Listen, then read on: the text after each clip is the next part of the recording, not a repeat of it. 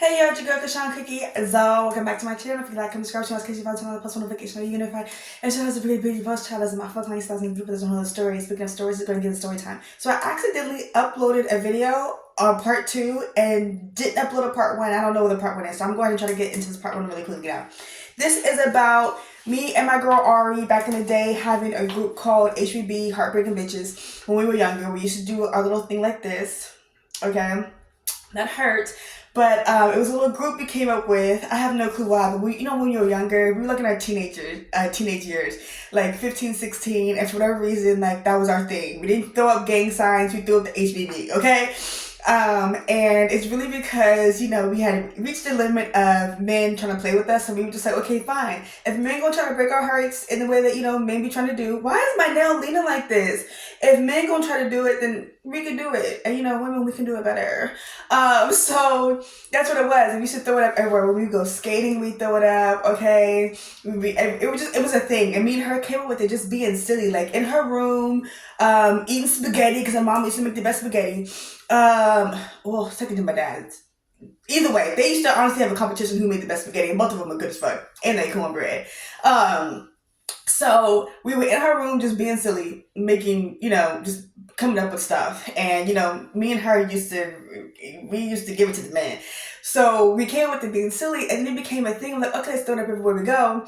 And then it was just her and I just being silly. It wasn't supposed to be a thing, but then it became a thing because the people we were hanging out with, like the other girls, wanted to be a part of it. And it wasn't that we were like, oh, you can't be, but it's just like, y'all left us out in a lot of stuff. So it's just like, this is just her and our thing. But it got so intense. I think this may be in part 2, I don't know.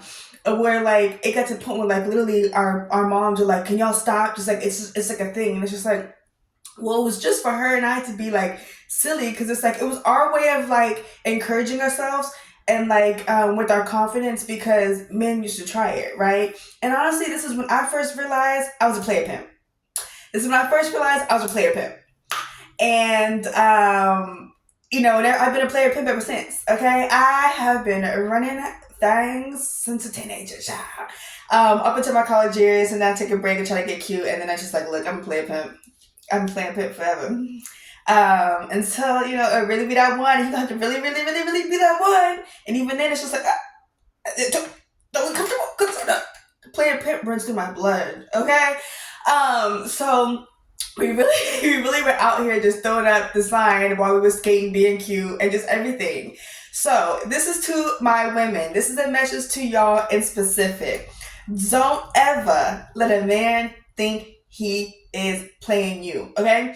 If you want to play him first before you get up out of there, be a player pimp and be an HBB and do what you gotta do and let him know, look, okay?